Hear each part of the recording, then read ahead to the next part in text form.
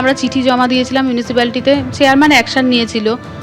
তো তারপরে ওটাও ওনার খুব ইগোতে লেগেছিল, ওনাকে টপকে আমরা কেন চেয়ারম্যানের কাছে গেছি চিঠিটা দিতে, তাই জন্যই আমাদের বাড়িতে এসে থ্রেট দিতে এসেছিল। কি থ্রেট দিয়েছিল?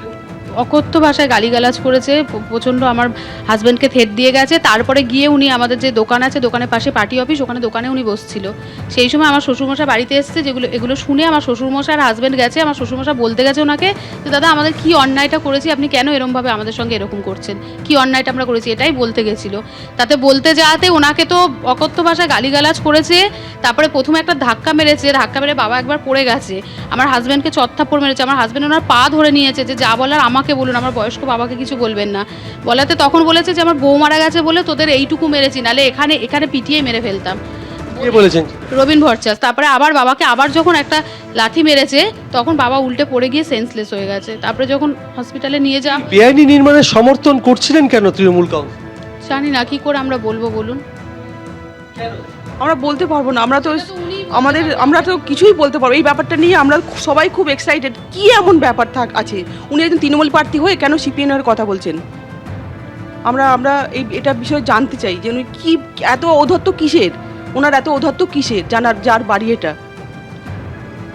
অর্থাৎ এত উদ্ধত্ত এবং বারবার হুমকি দেওয়ার পর দেখা যায় যে গতকাল সেই বিবাদ চরমে পৌঁছয়। এই বাড়ি থেকে ডাকা হয় এবং তার ছেলেকে মারধর করেন তৃণমূল কাউন্সিলর। তারপরে ছেলেকে মারধর করা হচ্ছে খবর পেয়ে 81 বছরের বৃদ্ধ তুলসী অধিকারী তিনি ছুটে যান এবং রাস্তার সামনে একটি দলীয় কার্যালয়ের পাশে চায়ের দোকানে, আর সেখানেই তাকে লাথি মারেন তৃণমূল কাউন্সিল এবং তখনই তিনি মাটিতে লুটিয়ে পড়েন। ব্যারাকপুর ক্যান্টনমেন্ট হাসপাতালে নিয়ে গেলে তাকে মৃত বলে ঘোষণা করেন চিকিৎসকরা।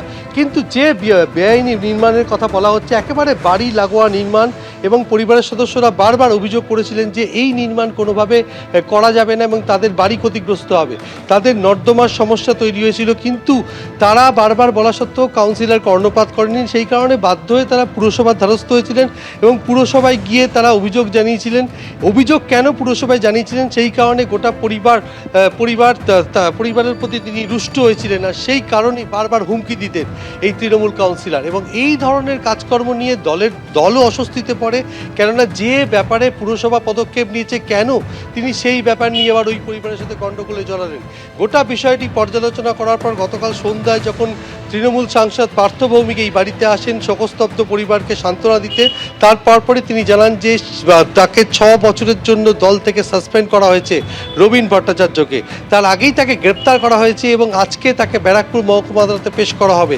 কিন্তু যে অভিযোগ উঠছে যে রবীন্দ্রনাথ ভট্টাচার্যের বিরুদ্ধে যে এই যে বেআইনি নির্মাণ, শুভঙ্কর তোমাকে ছবিটা দেখাচ্ছে, যে এই বেআইনি নির্মাণ, সেই বেআইনি নির্মাণের প্রতিবাদ করেছিল এই পরিবার, এবং পরিবারের বক্তব্য যিনি বেআইনি নির্মাণ করছিলেন সেই পরিবারের পাশে থাকছিলেন রবীন্দ্রনাথ ভট্টাচার্য।